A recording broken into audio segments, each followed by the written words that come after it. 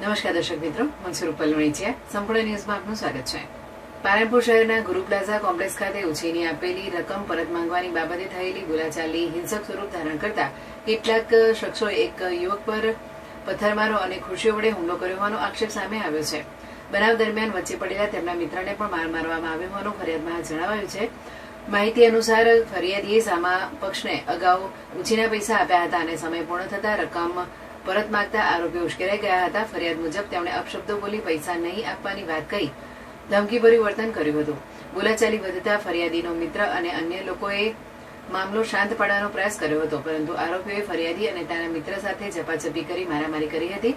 આ દરમિયાન પથ્થરમારો અને ખુરશીઓ વડે હુમલો કરવામાં આવ્યો હોવાના પણ આક્ષેપ છે.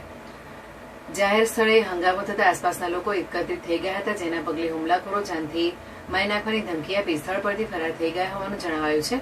ફરિયાદીએ આરોપીઓ સામે કડક કાર્યવાહી કરવાની માંગ કરી છે.